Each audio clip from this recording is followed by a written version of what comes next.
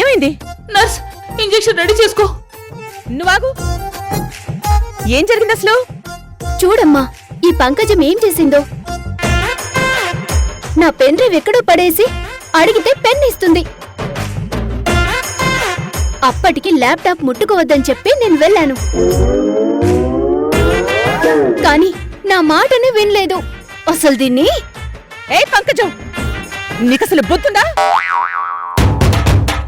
ఒకసారి చెప్తే నీకు అర్థం కదా?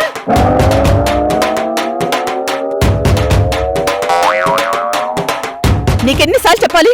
ఇంట్లో పనులు చేసేటప్పుడు ఒళ్ళు దగ్గర పెట్టుకోమని చెప్పానా లేదా? ఇంత నిర్లక్ష్యం నీకు?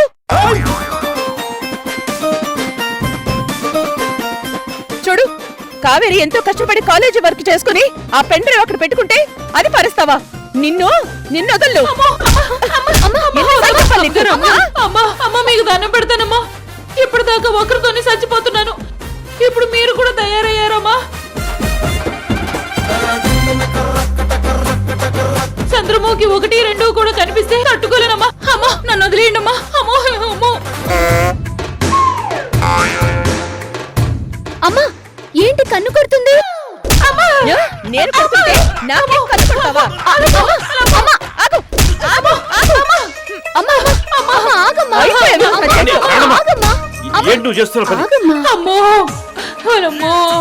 నా కూతుర్ని బాధ పెట్టి నువ్వు ఆగు. నా పెన్ డ్రైవ్ ఈ పంకజం ఎక్కడో పడేసింది డాడీ. దాంతో అమ్మకి కోపం వచ్చింది, పంకజాన్ని కొడుతుంది. ఏంటి, మీ అమ్మ కోపం వచ్చిందా?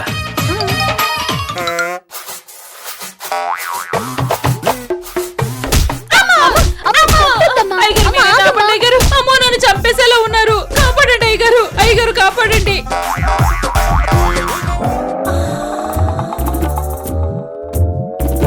ఊరుకోండి అయ్యగారు.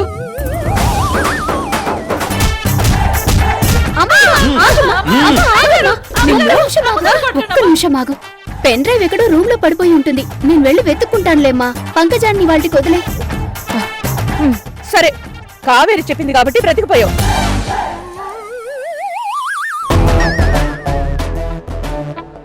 ఏంటమ్మా, ఇంత చిన్న విషయానికి నువ్వంత ఆవేశపడ్డావు? అవునమ్మ గారు, మీరు బాగా కోపడ్డారు.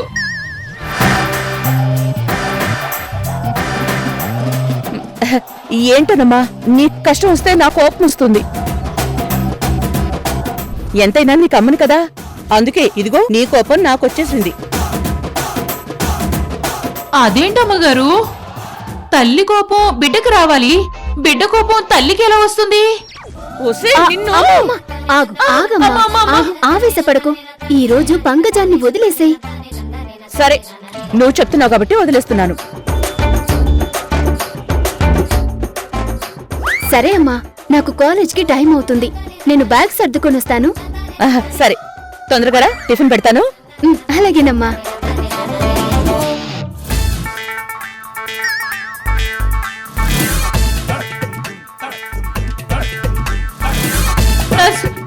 ఎందుకైనా మంచిది, ఇంకో 2 ఇంజెక్షన్లు రెడీ చేసి పెట్టుకో. ఒకరికి 2 పేషెంట్లు తయారయ్యారు. అసలు ఇంత మట్టి బుర్ర ఏంటి పంకజం? నువ్వు నేను డ్రామా చేస్తున్నానని కనుగొడితే నువ్వు నాకు కనుగొడతావా? ఓ, ఇది డ్రామానా? నేను కన్ను కొట్టాను, నువ్వేమని అర్థం చేసుకున్నావు? మీరు కన్ను కొట్టింది అందుకా అయ్యగారు? మరి నువ్వు దేనికి అనుకున్నావు? నాకు అర్థం కాలేదు అయ్యగారు. రాణి, రేపు డ్రామా కాదు, తన నువ్వు సీరియస్ గా కొట్టాలి. వద్దమ్మగారు. కావేరి కోపం వచ్చేలోగా మనం ఆవేశపడితే తన కోపం రావడం ఆగిపోతుంది. ఇలా కొద్ది రోజులు చేస్తే మెల్లగా మనని తనే సముదాయించుకోవడం అలవాటై తనకు కోపం రావడం తగ్గిపోతుంది. అదా విషయం. అదే. రాణి, ఈ టెక్నిక్ ఏదో చాలా బాగుంది, ఇప్పటి నుంచి మనం ఇదే ఫాలో అవుతాం.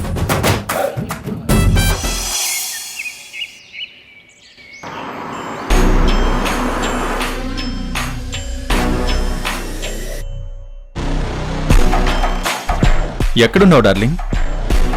నేను అరగంటలో వస్తాను. వచ్చాక నీకు సర్ప్రైజ్ ఇస్తాను. డైరెక్ట్గా అక్కడికి వచ్చే. Bye darling.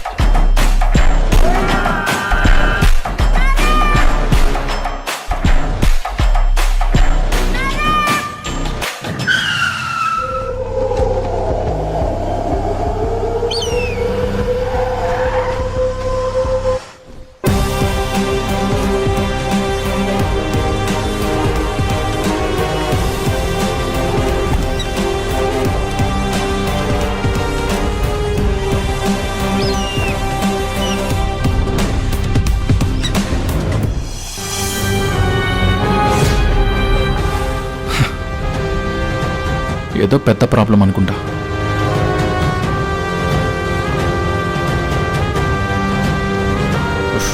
రే, కార్ ఆగిపోయింది. లొకేషన్ పంపిస్తాను, మెకానిక్ని పంపించు.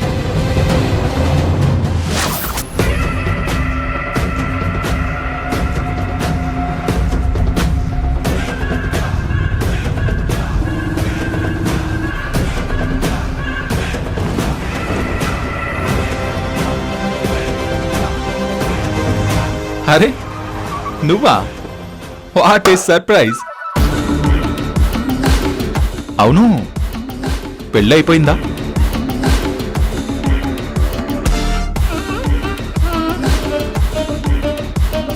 కాళ్ళకి మెట్టెలు, మెడలో మంగళసూత్రం. ఏం కనిపించడం లేదు. ఓ, పెళ్ళైనట్లు తెలియకూడదని ఇంట్లో దాచిపెట్టావు కదూ. ఈ రోజుల్లో అలాగే ఉండాలి ప్రియా. పెళ్ళైనా కానట్లే పై కనిపించాలి. అదే ఫ్యాషన్. తాళి కనిపిస్తే నాలాంటి వాడికి స్పీడ్ బ్రేకర్లా ఉంటుంది. నన్ను చూస్తుంటే నీకు ఎగతాళిగా ఉందారా? ఎగతాళి ఏంటి ప్రియా? నువ్వే కదా పెళ్లి కుదిరింది అని చెప్పావు. పెళ్లి చూపులు అయిపోగానే నచ్చితే వెంటనే పెళ్లి కూడా జరిగిపోతుంది అన్నావు కదా. నువ్వు నచ్చకుండా ఎలా ఉంటాడు? ఒక్కసారి నిన్ను చూస్తే మర్చిపోయే అందమా నీది చెప్పు. ఇంతకీ ఎంగేజ్మెంట్ అన్నా అయిందా? కాలేదు, పెళ్లి క్యాన్సిల్ అయింది. అయ్యయ్యో, ఎందుకు ప్రియా? అబ్బాయి నీకు నచ్చలేదా? ఏదో రకంగా అడ్జస్ట్ చేసుకోవాల్సింది. ఓకే అనుకుంటే పెళ్లి చేసుకుని ముగుడ్లో ఓ మూలన పడి ఉండేవాడు. నీకు నచ్చిన నాతోటి హాయిగా లైఫ్ని ఎంజాయ్ చేసేదానివి. అప్పుడైతే మనకెంత ఫ్రీడమ్ ఉండేది చెప్పు. రేపు నీకు నాకు పెళ్ళవుతుంది కదా, అప్పుడు ఆ పోస్టు నువ్వు తీసుకుందిలే కృష్ణ.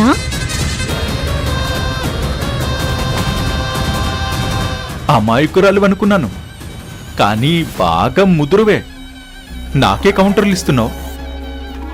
అసలు పెళ్ళంటేనే పురుగుని చూసినంత అసహ్యించుకుంటాను. అలాంటిది నాకు పెళ్ళ, అది నీకు నాకునా? ఛ! ఆ ఊహ కూడా అసహ్యంగా ఉంది. రేపు అదే నిజం కాబోతుంది. నువ్వు నా మెడలో తాళి కట్టాలి కాబట్టి ఈ పెళ్లి సంబంధం క్యాన్సిల్ చేసుకున్నాను. అదే కాదు, ఇంకా ఎన్ని సంబంధాలు వచ్చినా అవన్నీ క్యాన్సిల్ చేసుకుంటాను.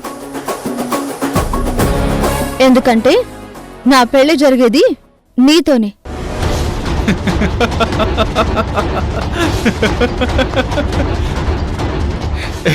నిజంగా ఇది చాలా పెద్ద జోక్ ప్రియా.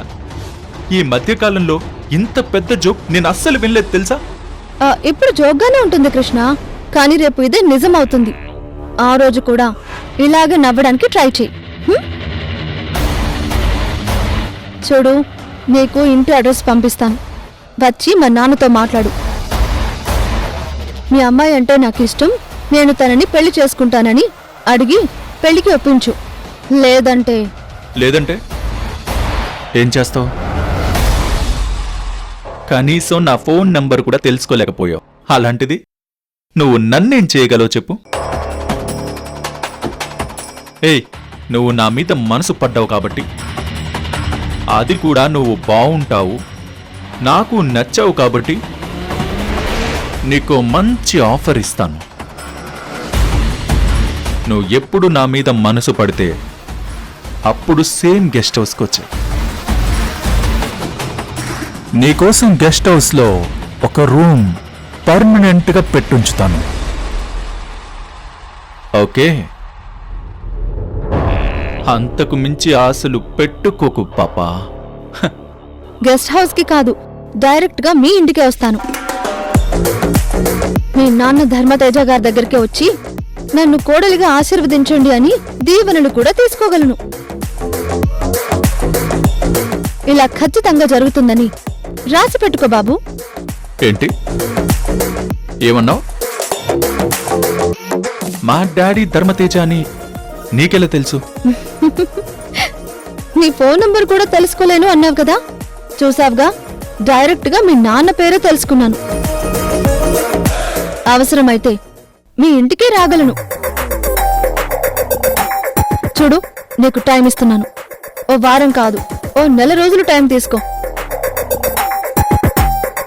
ఈ లోపల నీ బుద్ధి మార్చుకుని ఏం చెయ్యాలో బాగా ఆలోచించుకుని వచ్చి నా మెళ్ళో తాళి కట్టు. నీకు నేను మంచి ఆఫర్ ఇస్తాను. నీ చేత తాళి కట్టించుకున్నాక నువ్వు అన్నట్టు నిన్నొక మొగుడిగా ఒక మూలన పడుండమని చెప్పను. నిన్ను భర్తగానే గౌరవిస్తాను. నిన్ను ప్రేమగానే చూసుకుంటాను.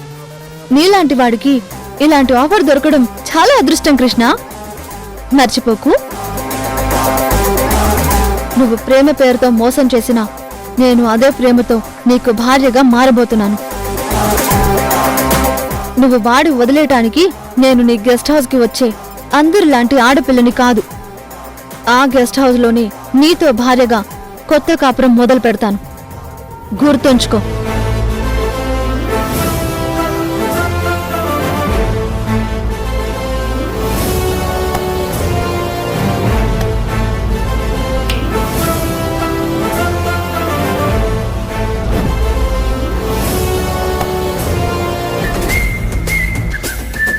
నీ బండి ఎక్కడో ఒక చోట ఇలాగే బ్రేక్ డౌన్ కాక తప్పదు.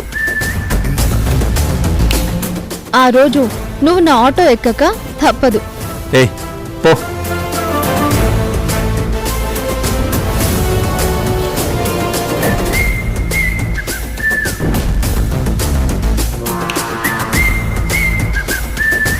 దీనికి మా డాడీ గురించి ఎలా తెలిసింది? ఇంత కాన్ఫిడెంట్ గా మాట్లాడుతుంది.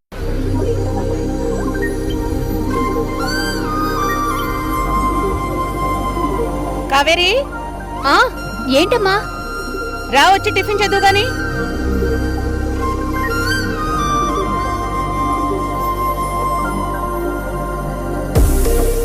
నాకు ఆకలిగా లేదమ్మా.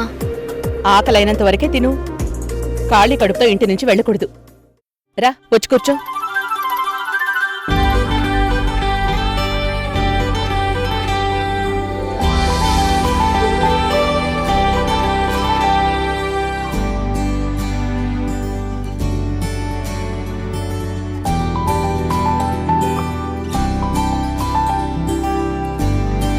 ఏంటి అలా చూస్తున్నావు? తిను, లేట్ అయిపోతుంది. మళ్ళీ కాలేజ్కి వెళ్ళాలి కదా. పంకజం, త్వరగా అమ్మాయి క్యారేజ్ తీసుకురా. వస్తున్నాను అమ్మగారు. తిను.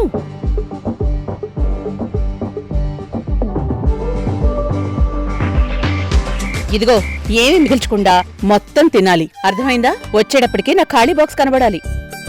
అందులో ఏమైనా మిగిలింది అంటే నాకు పిచ్చి కోపం వస్తుంది. నా కోపం వస్తే నీకు తెలుసు కదా. లేదమ్మా, తింటానులే. వెరీ గుడ్, నా బంగారు తల్లి, తిను.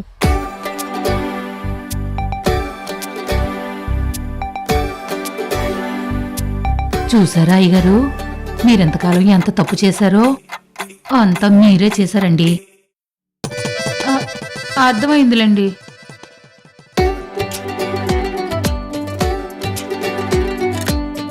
ఇంకో దోశ పైన చాలమ్మా.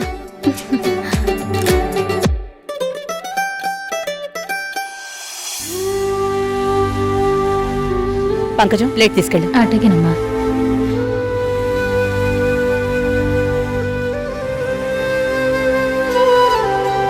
అమ్మా, నీతో ఒక ఫోటో దిగాలనుంది, దిగుదామా? ఫోటోనా? అవునమ్మా, మా కాలేజీలో కీర్తన అని ఒక అమ్మాయి ఉంది. దానికి వాళ్ళ అమ్మ అంటే చాలా ఇష్టం. రోజు వాళ్ళమ్మతో రకరకాల ఫోటోలు దిగి వాట్సాప్, ఫేస్బుక్ లో స్టేటస్ పెడుతూ ఉంటుంది. పెడితే పెట్టింది, కానీ దాని గురించి నా దగ్గరకొచ్చి చాలా గొప్పగా చెప్తుందమ్మా. నాకు చిన్నప్పటి నుంచి అమ్మ లేదన్న విషయం తనకి తెలుసు. అయినా సరే కావాలని నా దగ్గర వాళ్ళమ్మ గురించి మాట్లాడి నన్ను ఏడిపిస్తూ ఉంటుంది. అందుకే ఈ రోజు నుంచి రోజు నీతో ఒక ఫోటో దిగి నేను కూడా స్టేటస్ లో పెడతాను. నేను కూడా వెళ్ళి తనతోటి నీ గురించి చాలా గొప్పగా చెప్తాను. ప్లీజ్ అమ్మా, ఒక్క ఫోటో. అలాగే రా. ఇదిగో పంకజం, మా ఇద్దరిని ఒక మంచి ఫోటో తీ. అటగేనమ్మా. అలాగే అమ్మాయి గారు, నేను ఫోటో తీస్తే అద్దిరిపోతుంది.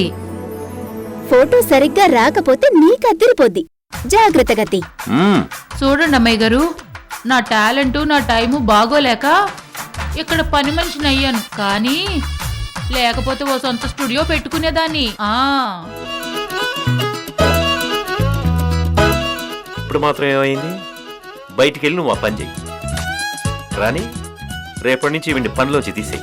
అలాగే అయ్యగారు, మీకు దండం పెడతానండి. ఏదో నోటు దురదా, ఏదో వాగేశాను. ఏదో నోటుకొచ్చిందల్లా వాగేస్తాను. మీకు కూడా దండం పెడతాను, నన్ను మాత్రం పనిలో నుంచి తీసేయమాకండమ్మా. అలాగే అర్థమైంది కదా? ఈసారి మాట్లాడేటప్పుడు నోరు అదుపులో పెట్టుకుని మాట్లాడు. అలాగేనండి. అమ్మగారు, మీరు అమ్మగారు పక్క పక్కన నిలబడండి. ఒక 2 ఫోటోలు తీస్తాను. బాగా తీ. ఒక నిమిషం ఉండు. తీ.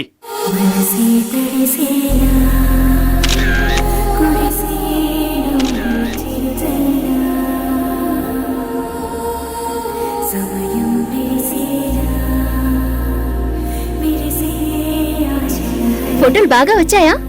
సూపర్ అమ్మాయి గారు. ఇంకొక స్టిల్. మీరు అమ్మగారికి ముద్దు పెడుతూ ఒక ఫోటో తీసుకోండి, అది ఇంకా బాగుంటుంది. అమ్మా, నేను మీకు ముద్దు పెడుతూ దిగుతాను. నేనే నీకు ముద్దు పెడతా.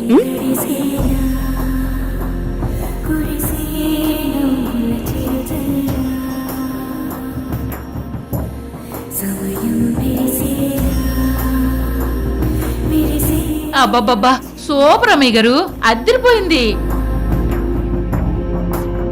అయ్యగారు, మీరు కూడా ఓ ఫోటో తీసుకుంటారేటి? పంకజం, నువ్వు ముందు బయటికి పో. వద్దులేండి, చెప్పాను కదా నాకు నోటు దురదని. ఏం చేస్తాను చెప్పండి, పుట్టుకతో వచ్చింది. ఫోన్ ఇవ్వు.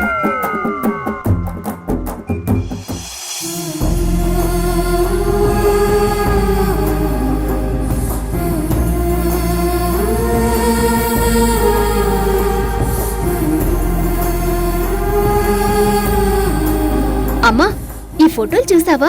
ఎంత బాగున్నాయో. ఇలాగే రోజు మనం ఫోటోలు తీసుకుందాం, సరేనా? అలాగే. మా ఫ్రెండ్స్ అందరికీ ఈ ఫోటోలు చూపిస్తాను. అలాగే. అక్క, నా ఫోన్ ఎందుకు లాక్కున్నావు? ఇలా ఇవ్వు. ఏంటి నువ్వు చేస్తున్న పని? నీకసలు బుద్ధుందా? ఆవిడతో ఫోటోలు ఎందుకు తీసుకున్నావు? ఆవిడేంటి ఆవిడ? తను మనకి అమ్మ. తను మన కమ్మింటి. అది ఒక రాక్షసి. అది మన ఇంటికి వచ్చిన పెద్ద డెవిల్. దాంతో కలిసి నువ్వు ఫోటోలు దిగుతావా? ముందు డిలీట్ చేసి పడేస్తాను. అయ్యో, ఆగమంటున్నాను కదా. ఏంటిది? ఈ ఫోటోలు డిలీట్ చేసాకనే ఇస్తాను. అక్క, నా కోపం తెప్పించకు. ఆ ఫోటోలు డిలీట్ చేసావంటే బాగుండదు. వదలవే.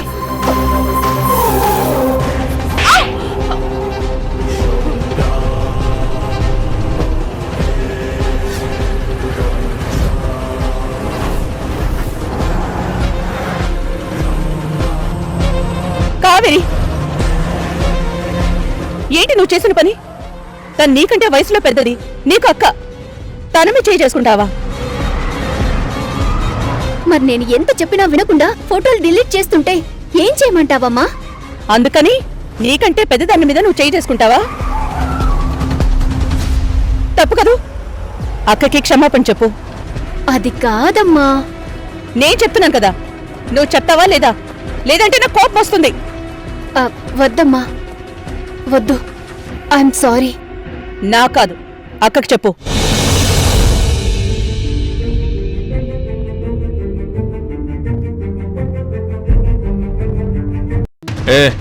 ఇప్పుడేమంటావు? తాగి లోపలికి రావడానికి వీల్లేదు. ఒకవేళ వచ్చినా ఆ తాగిన మత్తు దిగేదాకా ఇంటి బయటే ఉండాల్సిందే తప్ప గడప దాటి లోపలికి రావడానికి నేను ఒప్పుకోను. అంటే నేను ఇప్పుడు ఇంటి బయట ఉండాలా? నువ్వు కాబట్టి ఇక్కడుండమన్నాను. అదే ఇంకొకరైతే ఆ గేట్ అవతల నిలబెట్టేదాన్ని.